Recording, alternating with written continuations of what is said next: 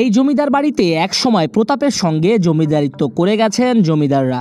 এই বাড়িতে ঢোকার সময় সোজা হয়ে ঢুকতে হয়, বেরও হতে হয় সোজা হয়ে সম্মান প্রদর্শন করে। পেছন ফিরে এই বাড়ি থেকে বের হওয়া যেত না। পূর্বে ত্রিপুরা রাজ্য, বর্তমান কুমিল্লা বরুড়া উপজেলায় গালিমপুর গ্রামে ব্রিটিশ আমলের জমিদার বাড়ি এটি।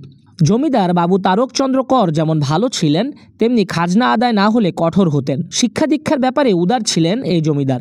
তার বংশধররা হলেন গালিমপুরের রায় বাহাদুর জ্যোতিষচন্দ্র কর চৌধুরী। সেখানে জমিদার জ্যোতিষচন্দ্র কর চৌধুরী তার পরিবার নিয়ে বসবাস করতেন। এখানে একটি বসবাসের ভবন, অন্যটি জমিদারি আমলের কর আদায়ের ভবন। তবে দেশভাগের সময় 1964 সালে জমিদার জ্যোতিষচন্দ্র কর চৌধুরীর পুত্র জমিদার করুণাচন্দ্র কর চৌধুরী ভারতীয় নাগরিক আসাদ আলী ভূঁইয়ার সাথে রদবদলের মাধ্যমে ভারতের ত্রিপুরা রাজ্য সোনামুড়ায় চলে যান এবং ভারতে বসবাসকারী আসাদ আলী ভূঁইয়ার পরিবার দীর্ঘদিন যাবৎ এই রাজবাড়িতে বসবাস করে আসছেন। ভবনটি তৈরি হয় তখনকার সময়ের ইট, রড ও বালি দ্বারা, কিন্তু দরজা জানালাগুলি ছিল কাঠ দ্বারা তৈরি। বর্তমানে আসাদ আলী ভূঁইয়ার বংশধর আলমগীর ভূঁইয়ারা থাকেন এখানে। তারাই জানালেন অতীতের ইতিহাস। তবে ভারত থেকে ভূঁইয়া পরিবার এসে লসই হয়েছে। আগের জমিদারদের 47 খানি সম্পত্তি ছিল, সেগুলোর অনেক কিছুই পাননি ভূঁইয়া পরিবার। এ নিয়ে আক্ষেপও আছে তাদের। আমরা আসছি 1965 আমরা বিনিময় করে আসছি এখানে। আসার পরে ওরারে আমরা ওইখানে দিয়ে আসছি জায়গা, আমরা এটা নিলাম। তো এখানে অদ্যপন্ত আমরাই আছি এখানে। মিনিমাম 110-15 বছর আগের। মানে এটা আমরা ওই ছত্তিশগড়ের ওয়ারিশ ছিল টুলুকরের সাথে আমরা বিনিময় করছি। কি জমিদার ছিল, এই অত্র এলাকার খাজনা উঠাইতো, নিলাম করতো। খাজনা না দিলে ধরে নিয়ে আইনা এখানে পাঞ্জা রেখে দিত, পানিতে মানে শীতের মধ্যে নামাই রাখতো। অত্যাচার খুব ইয়াটা করতো আপনার। তো পুকুরে কি করতে জানি বললেন? এই পুকুরে মানুষ ওই খাজনা না দিলে, টাকা না দিলে, বাবু হাত তুলে করতো যে বাবু অন্ত দিতে পারতাম না, না দিতে বললে আমার জায়গা কর, ছেড়ে দে, নিলাম করে তো তখন পুকুরের ভিতরে নামাই দিত।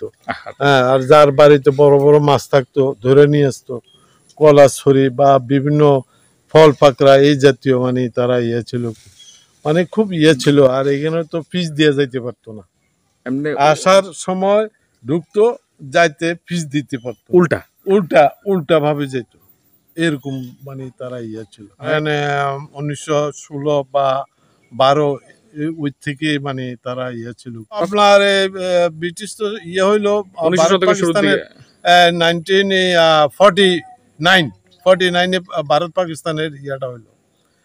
তার আগে এখানে ছিল জমিদারি, তারা ছিল এখানে। এরপর থেকে যখন হয়ে গেল, ভাগ হয়ে গেল, ভারত পাকিস্তান ভাগ হয়ে গেল, তখন থেকে জমিদারির উচ্ছেদ, জমিদারির সবকিছু প্রথা তো ওই সময় বিনষ্ট হওয়া শুরু করছে। হ্যাঁ, তখন তো মানে জমিদার তখন ছিল না। না, আমার দাদা তখন ভারতের তখন এই পশ্চিম ত্রিপুরায় সোনামুড়ায় উনি তো মানে ছিল। আর তখনকার মুসলমান হিসেবে একটা মেট্রিক পাস করার লোক খুঁজে বাইর করতে পারতো না। তৎকালীন 1909 জিলা স্কুল থেকে মেট্রিক পাস করে গেছে ব্রিটিশ আমলে। কথাটা বলছেন। আমার নাম আলমগীর হোসেন ভূঁইয়া। আর আপনার ছেলের নাম? আমার ছেলের নাম ইব্রাহিম খলিল। 3 ছেলে আমার। আচ্ছা, বাবার নাম? আমার বাবার নাম আলকাজ ভূঁইয়া, আমার দাদার নাম হলো আসাদ আলী ভূঁইয়া। আচ্ছা, এই প্রজন্ম আপনাদের এই ধারা থেকে? এই ধারা থেকে মানে আমার এই বংশের এক ফিরির হিসাব বলে কি আপনার। আমরাও ওইখানে মানে আমরাও প্রতাপশালীর মতন আমরাও ছিলাম। আমরাও মনে করেন ওইখানে রাজনীতিবিদ হিসেবে আমরাও ওইখানে করতে পারতাম আজকে যদি থাকতেন। তাহলে আপনাদের চলে আসাটা কি ভুল ছিল?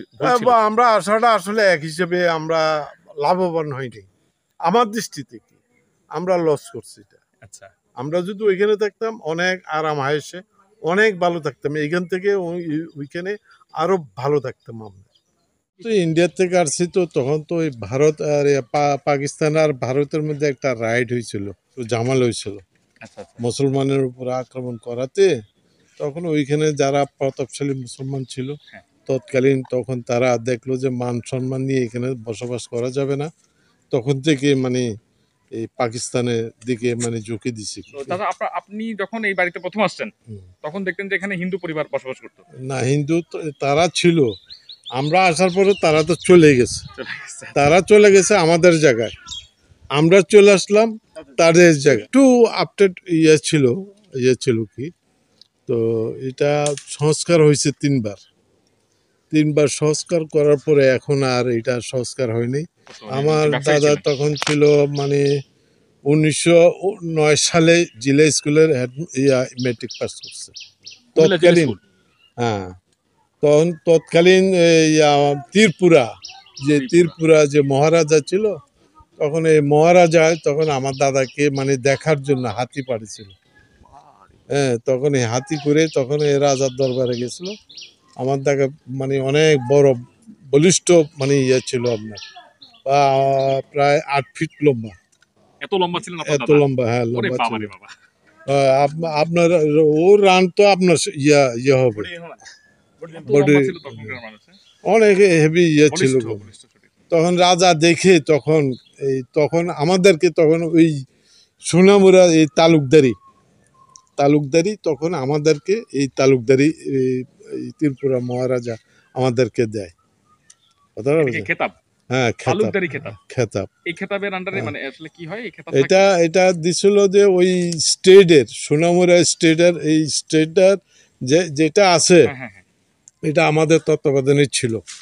হ্যাঁ, আমরা ওই টাকা পয়সা ইয়েটা মানে খাজনা ওই জমিদারের মতন কি, জমিদারের মতন ওই তখন এই তালুকদারি এখনো আছে আমাদের বংশগতের যারা আছে, আমার চাচা আছে, জেঠা আছে, তারা এটা এখনো টাকা পয়সা তারাও পাইতেছে।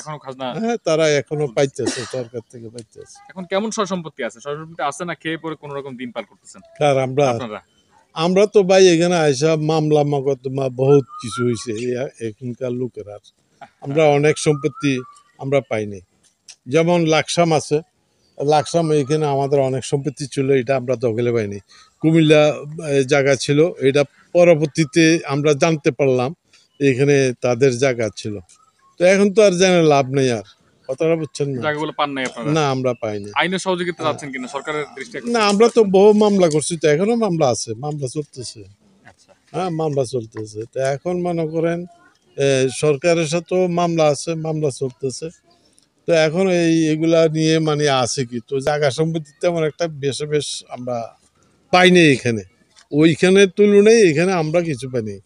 আমরা তো ওইখানে জায়গা দিলাম, তারপরে সোনামুড়া টাউন পুরোটাই আমাদের ছিল। এখন যে টাউনটা এটা আমাদেরই ছিল। এবার গাড়ি ছিল, আমরা গাড়ি দিয়ে আসলাম, সোনামুড়া টাউনে জায়গা দিয়ে আসলাম, এবারে জায়গাও দিয়ে আসলাম। হ্যাঁ, সেই বিনিময় সেই হারে আমরা কিন্তু এখানে লস